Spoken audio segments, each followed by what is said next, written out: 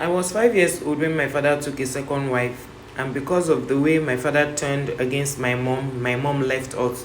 We're barely very little. We didn't know our left from right.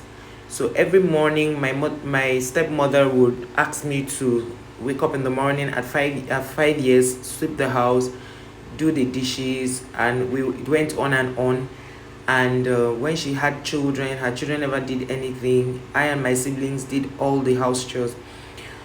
When my father was to travel for a business trip, he had kept some money for us to eat, like money to run the home and give us money to school. But our stepmother did nothing about it.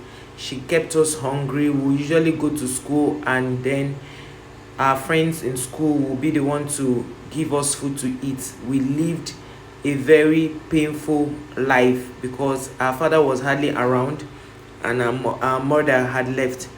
So we didn't even have a means of communicating to our mother. So we passed through all of this without our father knowing. The first time I tried to tell my father what has been happening, my stepmother refused to give me food. It went on and on until when we got into secondary school.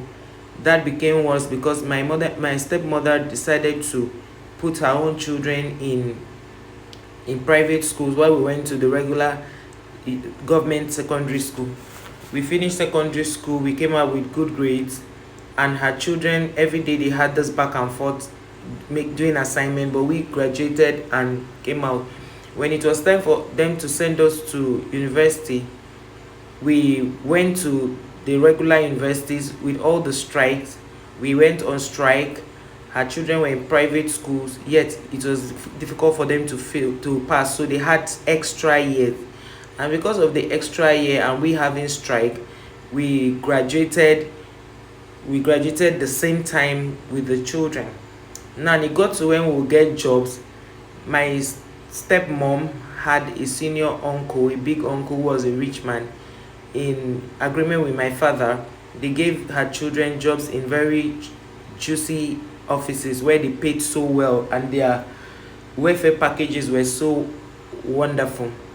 We worked in normal government offices and everything was okay. We saw it, like we took it as part of life.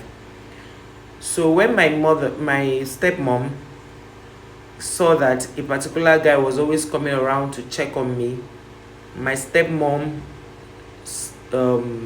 brother called the guy and asked him why he was always coming around.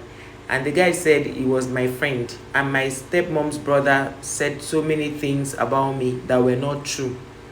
And quickly went to my stepmom to report that I've started keeping boyfriends. Remember, I was already working when this happened. And the next thing my stepmom did was to confront the boy and asked him never to come to our house again. It was not like he was always coming into our house, but he was always standing by the gate. But my stepmom didn't allow that. She was always frustrating him. So once in a while, he would come to my office, pick me, and that was the only way we could see. He never came to our area anymore because my stepmom was giving him hell. So at that point, my stepmom actually thought he was a pauper. So my stepmom was like good radiance to bad rubbish. So she didn't want to interfere into the relationship again. And one of these days, I overheard her discussing with her children how I finally decided to settle with a low life. Fast forward to 6 months later, my boyfriend had come to see my father, but my stepmom wouldn't let him see my father. She went with the excuse that my father was sleeping. So my father overheard the conversation. He said, "Who was that?" And then we stepped into the balcony and saw that my father was sitting there taking fresh air.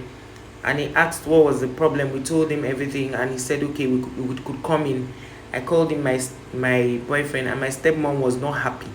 So my boyfriend told my stepmom the reason why stepmom and my dad, the reason why he came.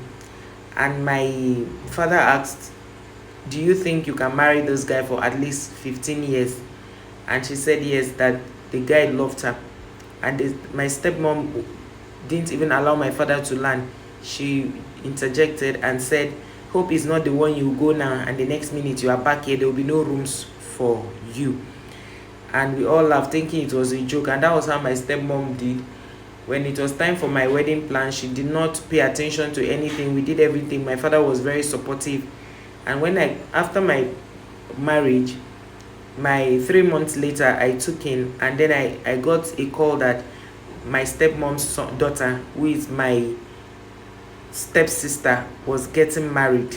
The next message I saw was from my stepmom, when she mentioned that the Ashwebi was this particular price, that if I couldn't afford it because she knew that my husband did not have that kind of money, I should let them know so that they could buy it from the family side.